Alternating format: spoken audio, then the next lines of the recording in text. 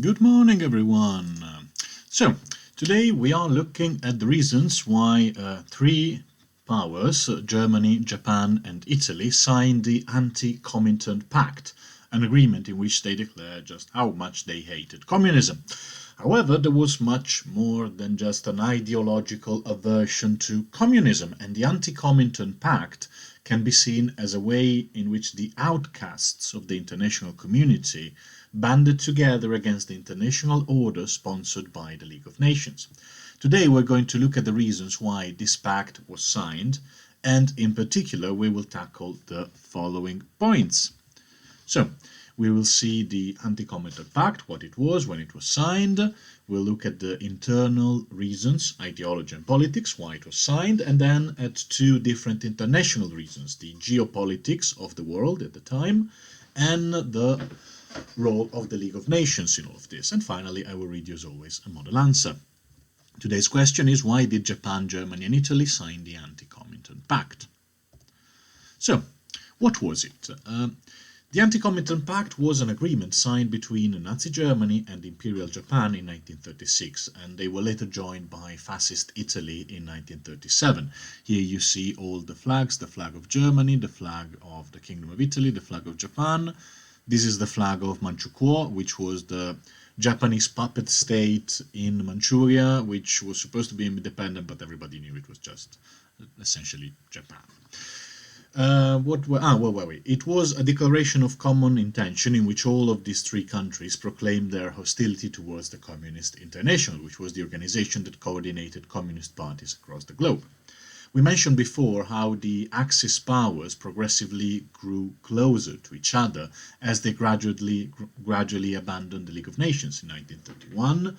Japan left after the invasion of Manchuria, and between 35 and 36, Italy and Germany went from being rivals, as shown by the Dollfuss affair, to being allies following the Ethiopian crisis, the remilitarization of their island, and the Spanish Civil War. Yet, the signing of the Anti-Comintern Pact was the moment in which these three countries officially became allies, setting the stage for the upcoming World War. However, Japan, Germany, and Italy were deeply different countries, which during the war showed time and time again how much they really despised each other.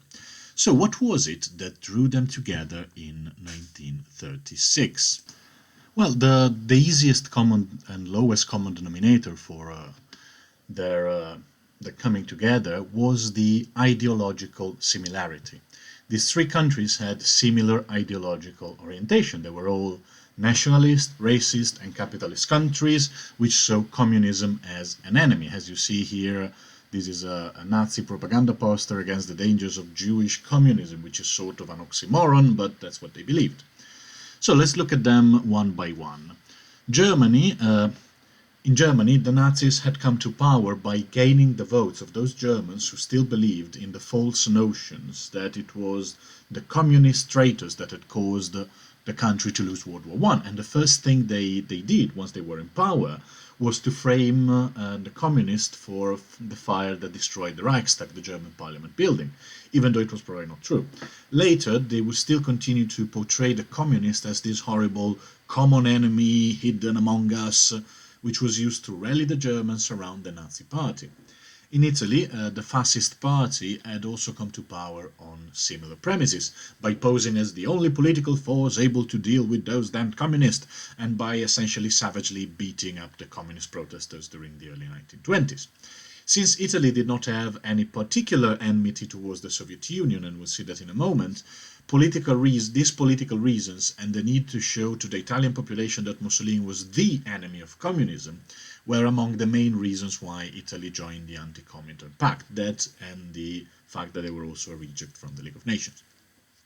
In Japan, the ruling military class had used a similar fear of international communism, which was seen as a cause of instability in the country, to rise to power and overthrow the Japanese parliamentary democracy.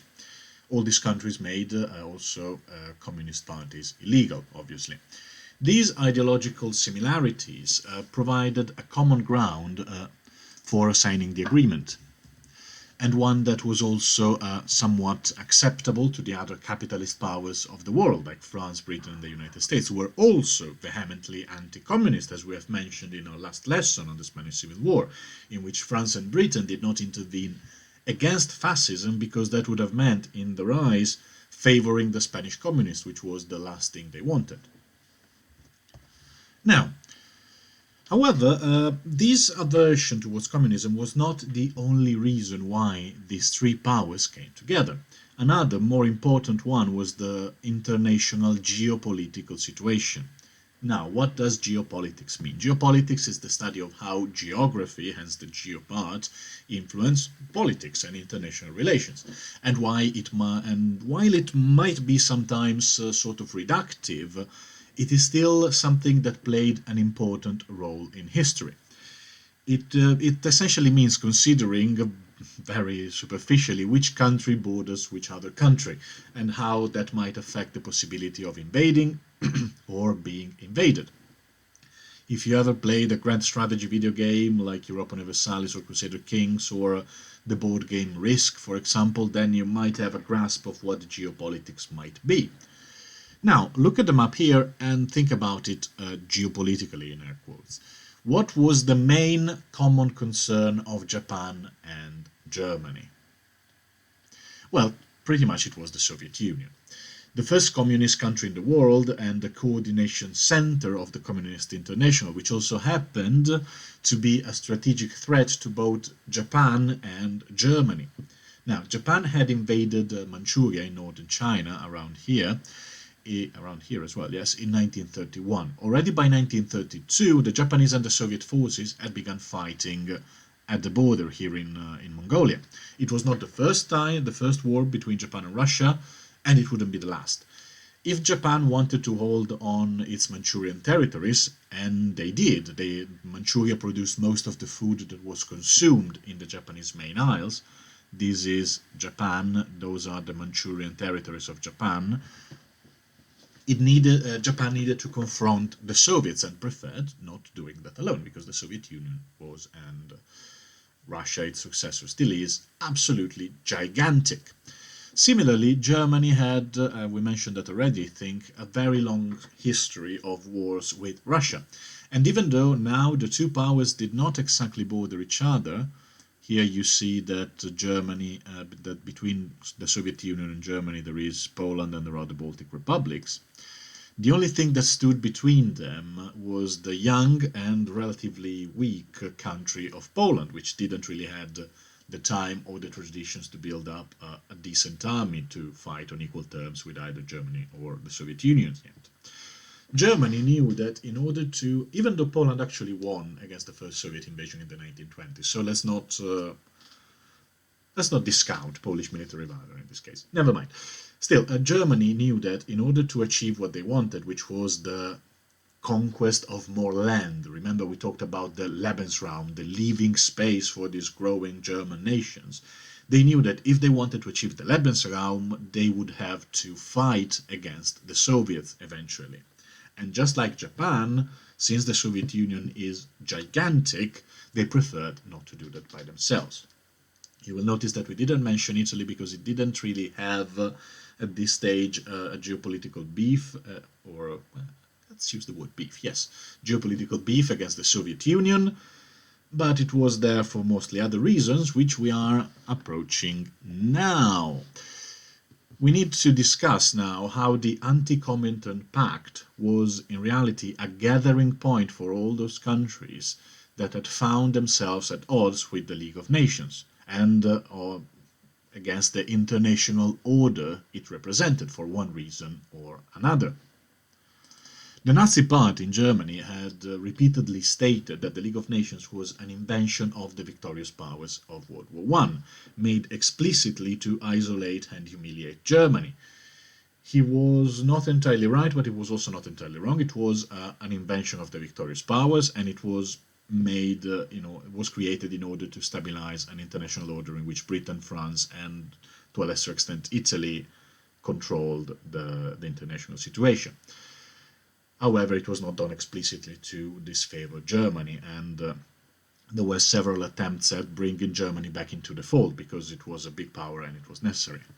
However, the first thing that Hitler did in 1933 was to take the country out of the League forever. His later actions, like rearmament, the remilitarization of the Rhineland, and the Anschluss in Austria, confirmed that he was explicitly trying to dismantle the international order and go against all that the League of Nations stood for. Italy had a similar trajectory. While it started as a victorious power, Italy won World War I. The fascist party based a large part of its own political propaganda on the fact that France and Britain were these evil democracies preventing Italy from achieving its rightful role as a colonial power. And after a number of international incidents, remember the Corfu incidents and the Ethiopian crisis, Italy eventually left the League of Nations in 1936. Japan, as we already said, had invaded Manchuria in 1931 and left the League of Nations after the protests related to its conduct in the region and the accusations of breaking international laws, which it did. The defense of Japan was France and Britain have gone on conquering all around the world in the past 150 years. Now that we Asians do it, it's not fine anymore. Just to give you the Japanese perspective. And they also it was just an illegal land grab in Manchuria. For these three countries, therefore, Italy, Japan and Germany, it was natural to find a common ground in the fact that they had been excluded from the international order supporting the League. What did they have in common? They hated communists, and the League of Nations was not from them, was not for them. They hated the League of Nations and they hated communists. That's the only thing they really had in common. They were very well aware, these three countries, that no nation could survive and prosper on its own. Okay, it was a global world in which you needed allies. You needed other countries to help you militarily and economically. And they used this Anti-Comintern Pact as a way to create an alliance that included all the rejects, all the outcasts from the League of Nations. This was, more than anything else, I believe, what they had in common and what made them band together before and during World War II, despite the fact that they really despised each other, and this would become evident during the war. Now, those were more or less the facts. Now let's read the model answer. In 1936, Japan and Germany signed a pact against the Communist International, known as the Anti-Comintern Pact. 1 year later, in 1937, they were joined by Italy. Each country had its own reasons for signing the agreement, which could be ideological and international. The most visible reason was the ideological aversion of these three countries towards communism. Germany, Japan, and Italy were all ruled by nationalist, capitalist, and racist regimes, which presented themselves as the enemies of international communism and criminalized communist political activities within their borders. This ideological similarity provided an initial common ground on which to build an alliance. However, as important as the ideological similarities could be, international politics was a much more significant factor for the creation of the Anti-Comintern Pact. After its invasion of Manchuria in 1931, Japan began bordering with the Soviet Union, and they started fighting as early as 1932. On the other hand, Germany had always had tense relations with Russia and was worried about having the Soviet Union on its doorstep. The two countries found common ground not only in their rejection of communism, but also in their hostility towards the Soviet Union. The Anti-Comintern Pact was also a gathering point for the rejects of the international community. After the peak of the Ethiopian crisis, as Italy abandoned the League, it found itself internationally isolated and needed allies. Nazi Germany and Imperial Japan found themselves in a similar situation. They had both left the League of Nations and needed international support. It was natural, therefore, that they looked at each other for support, using the ideological commonalities as a pretext. Therefore, we can conclude that the ideological aversion to communism, hostility towards the Soviet Union, and the need to find international support in each other were the three reasons behind the creation of the Anti-Comintern Pact. And we can conclude this lesson by saying that the real axis is the friend you make along the way. Okay, that was terrible. Still, looking forward to read what you can write, and see you next time.